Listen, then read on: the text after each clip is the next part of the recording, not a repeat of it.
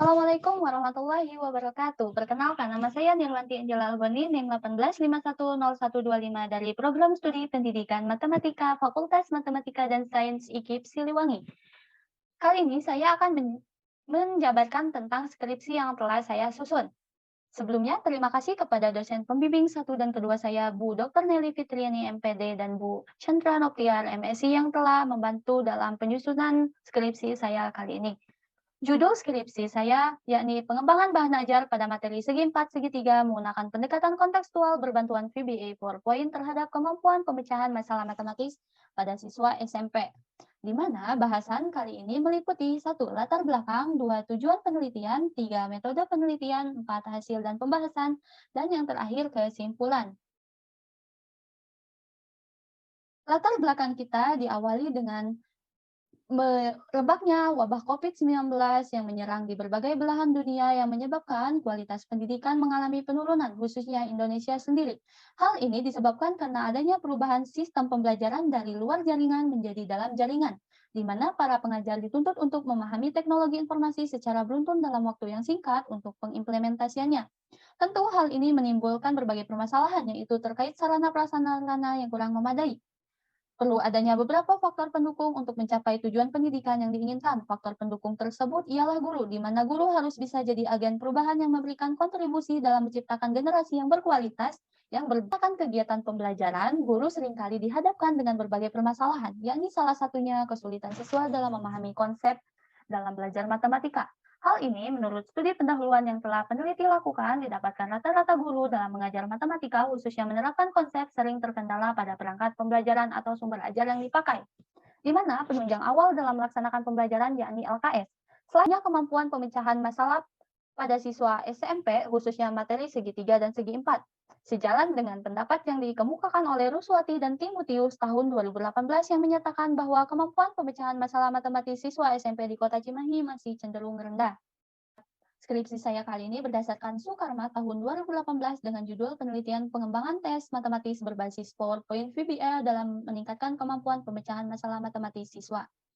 Tujuan penelitian kali ini, yang pertama, proses pengembangan bahan ajar materi segi 4 dan segi 3 menggunakan pendekatan kontekstual berbantuan VBA PowerPoint. Yang kedua, kelayakan bahan ajar materi segi 4 dan segi 3 dengan menggunakan pendekatan kontekstual berbantuan VBA PowerPoint menurut ahli dan praktisi. Yang ketiga, efektivitas bahan ajar materi segi 4 dan segi 3 dengan menggunakan pendekatan kontekstual berbantuan VBA PowerPoint. Yang terakhir, kendala-kendala yang ditemui pada saat pengembangan bahan ajar dengan menggunakan pendekatan kontekstual berbantuan VBA PowerPoint pada siswa SMP kelas 7.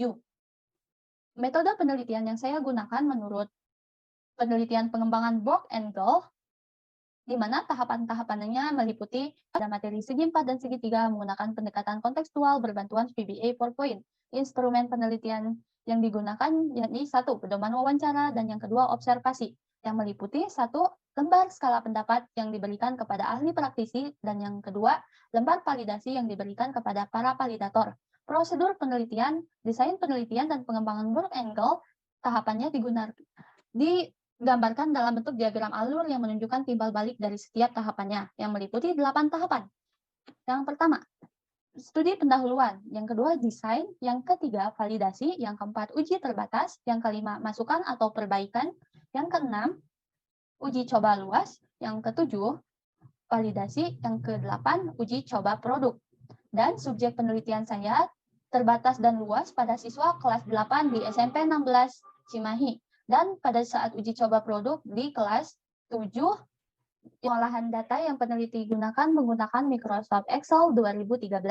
Uji coba instrumen meliputi validitas, reliabilitas, daya pembeda, indeks kesukaran, uji kelayakan, uji praktikalitas, dan uji efektivitas. Pada proses pengembangan, peneliti mengikuti alur dari desain pendahuluan, yakni wawancara atau pedoman wawancara, didapatkan hasil minimnya alat peraga dan kurangnya kontribusi siswa pada pembelajaran. Dan desain bahan ajar, setelah itu dilanjutkan dengan validasi kepada para validator dan para ahli praktisi. Selanjutnya dilakukan perbaikan-perbaikan sesuai dengan masukan-masukan dari validator dan ahli praktisi. Selanjutnya, pada uji coba terbatas, peneliti memberikan skala pendapat kepada ahli praktisi dan lembar validasi kepada para validator dengan memberikan bahan ajar yang telah disusun. Setelah itu, peneliti melanjutkan ke tahap selanjutnya, yakni perbaikan sesuai dengan masukan-masukan dari para validator dan para ahli praktisi. Setelah melakukan tahapan pada uji coba terbatas, peneliti melanjutkan kepada tahapan uji coba luas, di mana sebelumnya bahan ajar yang sudah disusun sudah divalidasi oleh para validator. Setelah itu, pada tahap uji coba luas ini, seperti pada saat uji coba terbatas, yakni memberikan lembar praktisi dan uji coba, dan ada tambahan uji coba instrumen soal. Setelah itu, peneliti melakukan perbaikan-perbaikan kembali sesuai dengan masukan-masukan dari para validator dan para ahli praktisi.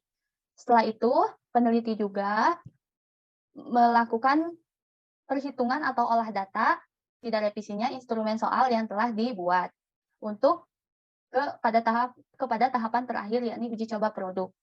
Setelah itu, pada tahapan uji coba produk, peneliti melakukan penelitian selama 4 pertemuan, dijar dengan draft produk atau LKS yang telah disusun.